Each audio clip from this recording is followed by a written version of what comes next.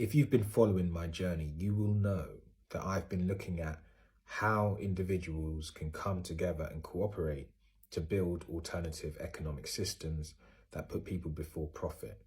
We've looked at consumer-owned enterprises, worker-owned enterprises, community-owned enterprises, not just how they're built, but how they cooperate together to build entire ecosystems that put people before profit. We've seen case studies in different countries, different sectors, different movements, under different pressures and circumstances. And one thing I've noticed out of the hundreds, possibly thousands of successful case studies is that people tend not to cooperate until they're shut out of the system and there's no alternative.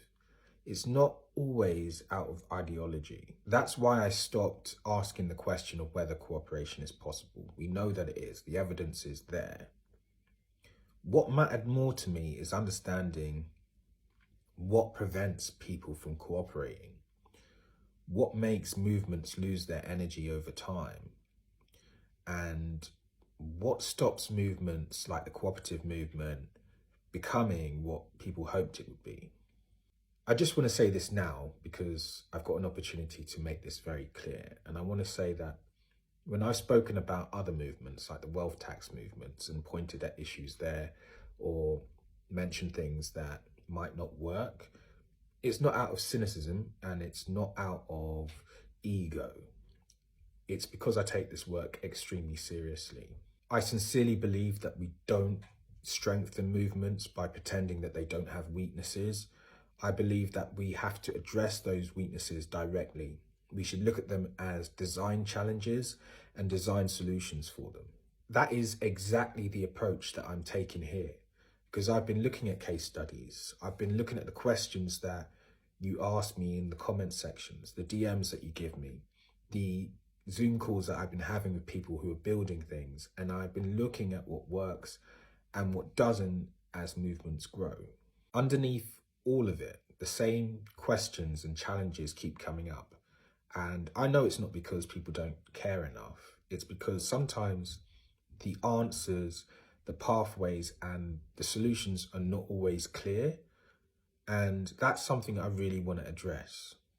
What I want to do next is name some of the core challenges and concerns that I've been observing again and again, and show you how the pathways and frameworks I'm building are designed to address them. Whilst observing these challenges and concerns over the past year, I've noticed some common themes, and I believe that they can be condensed into 3 core concerns, which is 1, I don't know where I start or where I fit in. 2, I believe in the vision and I want to build, but I don't want to lose control. And 3, can this movement actually last? These pathways and frameworks I'm putting together will address the issue of movements losing energy or momentum or leadership over time. The pathways themselves are meant to address the issue of people not knowing where to start. They're meant to show us how our unique talents and skills and personalities fit uniquely and intuitively into the movement, rather than us trying to fit into the movement. The movement fits into you. We also have to be wary that not all co-ops who call themselves co-ops are aligned with this particular movement. We are very heavy on the 7 cooperative principles, and especially the principles around education, training and information, the principles about concern for community and cooperating with other co-ops. Not all co-ops are aligned with that vision, and that's fine. We just have to be aware of that. There are many co-ops that are, and so I'll be providing frameworks on how to identify when a decision to work with a co-op or to join a co-op is aligned with your values, and if it's practical, because it has to be practical also. Otherwise, the movement isn't sustainable. So if you're giving your energy to a co-op based on an ideology that isn't giving you that energy back, that doesn't help the movement. So we're going to be addressing that also. We'll also provide frameworks for how co-ops can avoid being co-opted or diluted so that they never lose their cultural DNA. Now, some of you will be founders and you might have concerns about giving away control. That is completely natural. And those can be for many reasons, not just financial.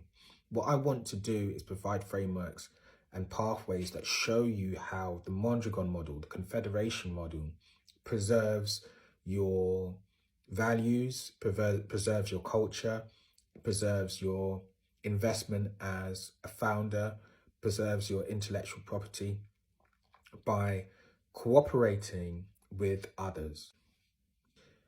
Everything that we're building is meant to make the movement sustainable. I'm thinking with a multi-year approach here. So this isn't just about building something quick and getting lots of momentum and getting those people to join something that pitters away after a few years. I understand, as I mentioned at the beginning of the video, that people only start to cooperate when they absolutely need to, out of necessity. So this is about being realistic about that, going with the flow, and just showing people the different options that are available, different structures that are available, so they can build sustainably when they're ready. We'll also deal with the issue of isolated co-ops. These frameworks and pathways are designed to have a common theme of cooperation amongst cooperatives, because when cooperatives cooperate together, they can compete with corporations. This movement will have pathways and frameworks designed to help co-ops see the value in cooperating with other co-ops.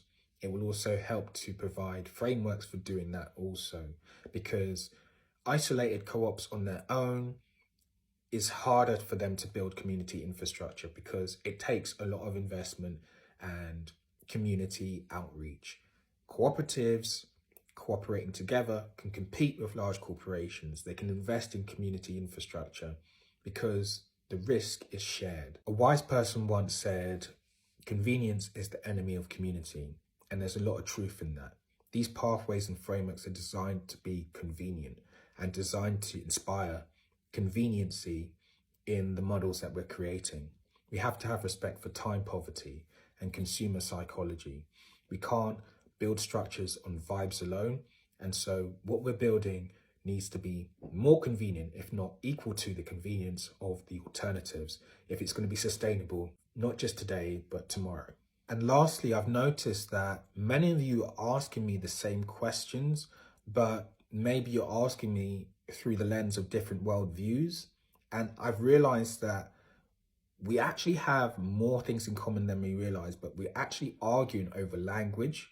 And I've designed a framework that will help us to cooperate by focusing on the things that we agree on, or by neutralizing the language so that our different worldviews don't cloud the opportunity for cooperation. Thank you for watching to the end. I wish you a happy new year, and I look forward to the next phase.